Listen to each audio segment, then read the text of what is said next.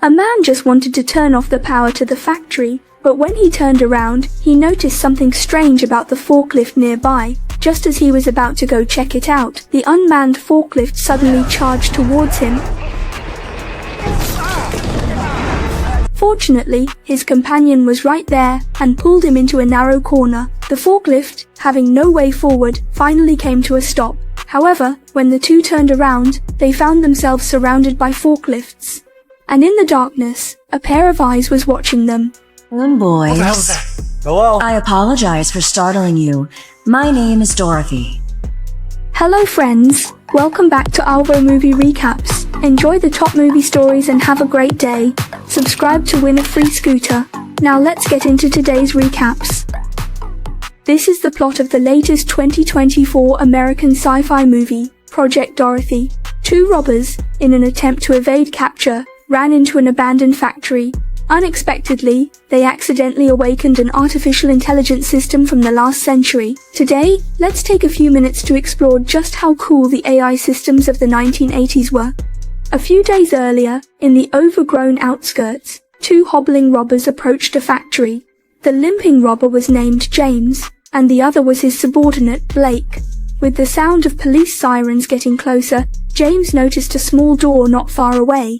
Blake hurriedly broke the lock and hid inside the factory, but James, worried that the broken lock would be discovered by the police, picked it up and reattached it. Just then, the pursuing detective arrived nearby. In a panic, James hid in a corner. The arriving agent immediately noticed the small door and was about to enter to check it out, when he suddenly received an order from his superior. Upon hearing his colleague's warning, the detective reluctantly abandoned the search. It's said that this is a long-blocked chemical factory for the poison gas leaking. Seeing the police leave without checking the factory, James felt a bit puzzled. He quickly entered the factory and found Blake hiding in a corner. Worried about being discovered, the two decided to hide in the factory temporarily. While James tended to his wound, Blake started wandering around the factory. In the equipment room, he discovered a power distribution box. Blake tried pressing a few switches, and the surrounding lights came on.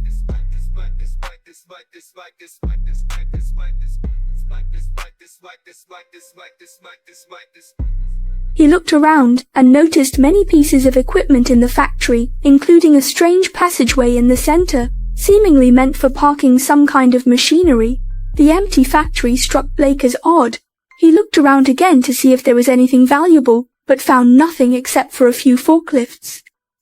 Just then, the injured James also walked over. His wound had reopened during their escape and needed immediate attention. The two made their way to the second floor of the factory, hoping to find a first aid kit, but the second floor was also deserted, with abandoned documents scattered everywhere. Blake noticed an old computer on a desk, and realized that the equipment was very outdated, seemingly from the last century.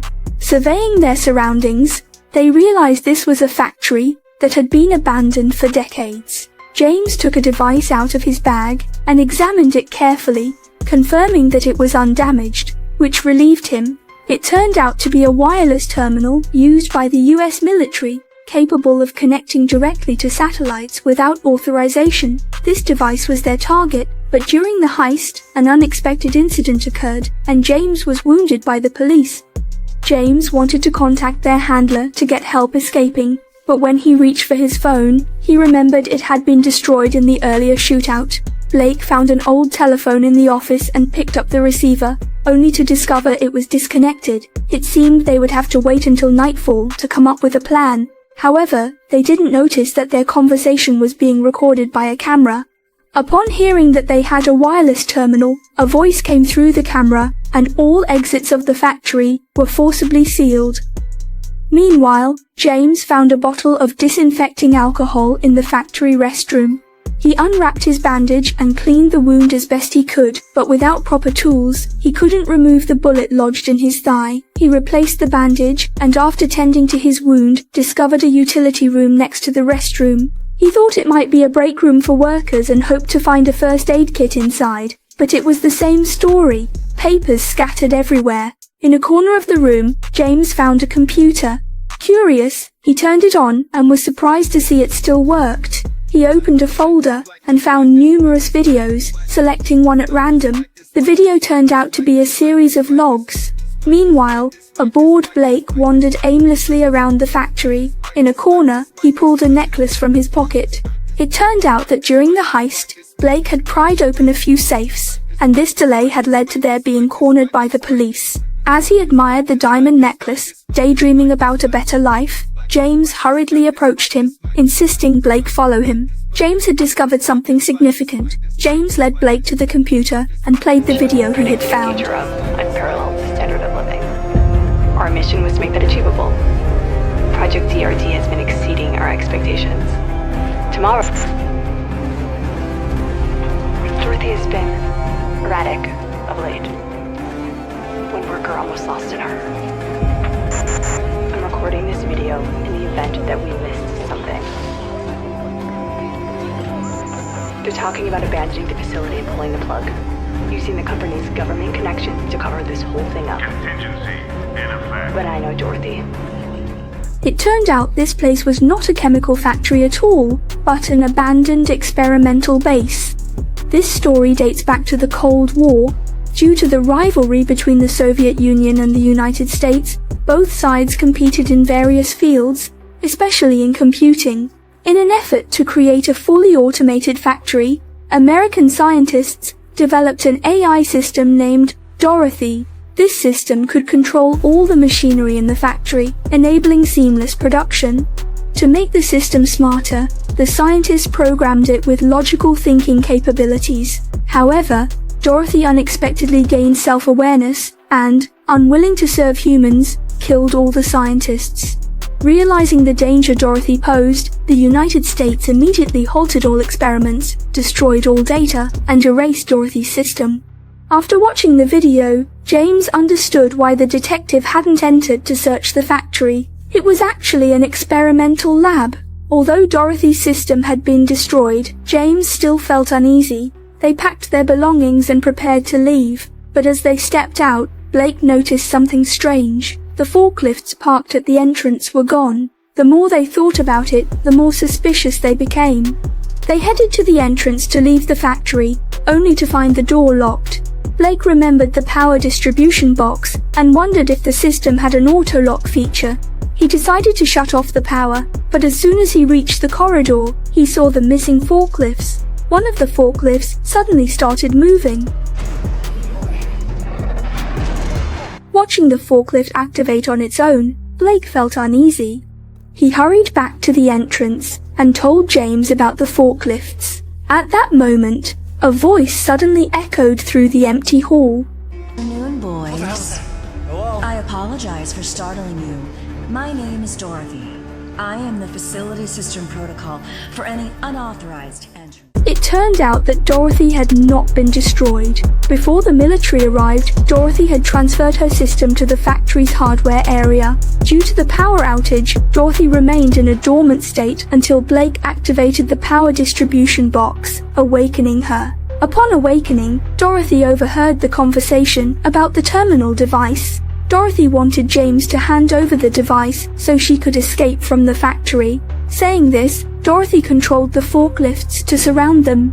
In a panic, the two ran up to the second-floor control room. The large forklifts couldn't reach them there, but there was no exit on the second floor, and they would need to go back down to leave. Frantically searching, James found a hammer in a toolbox. Blake remembered that Dorothy's system was hidden in the power distribution box.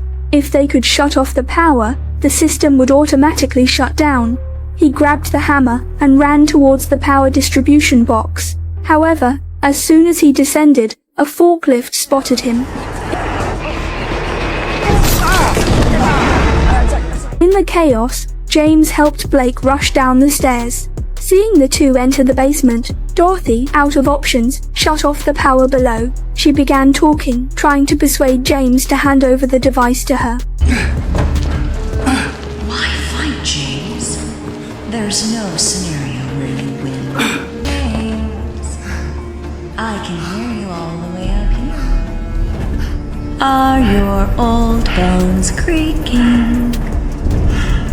Hearing about the Dorothy project, James came up with a plan. He realized that although Dorothy could control all the equipment in the factory, the only real threat to them was the forklifts. He gave the terminal from his bag to Blake and told him to run around the factory to distract Dorothy.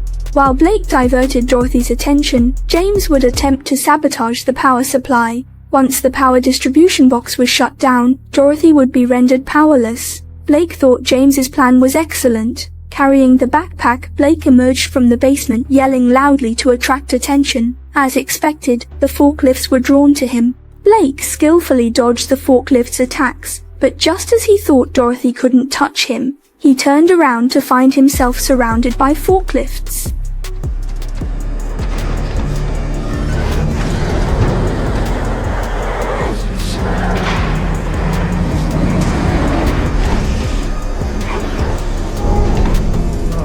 Meanwhile, James quietly left the basement, ensuring there were no forklifts nearby. He carefully made his way toward the equipment room. Unbeknownst to him, Dorothy was monitoring his every move. As soon as he reached the corner, he was ambushed by a forklift. Dorothy tried to persuade James to surrender the terminal, but he was having none of it. He pretended to smash the terminal with a hammer from his bag. Dorothy tried to stop him, but the space was too tight for the forklift to maneuver. James then took out the disinfecting alcohol, lit his backpack on fire, and set the entire workshop ablaze. Seeing the fire, Blake wanted to go back and help, but the flames were too intense for him to get through. Dorothy attempted to activate the fire suppression system, but since the factory was shut down, the sprinklers had no water. Enraged, Dorothy decided to take Blake down with her, as Blake struggled to find a way out.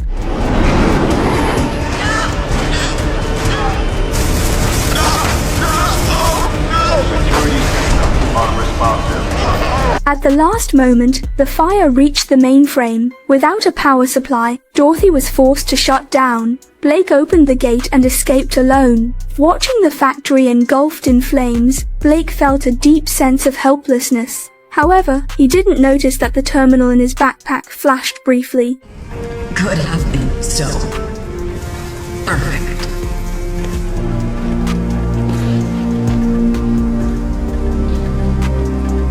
That's the entire plot of the latest 2024 sci-fi movie, Project Dorothy. Overall, the movie has some shortcomings, especially the ending, which is quite disappointing and undermines the build-up of the first half. The movie is now available for streaming online. Those interested can check out the original film.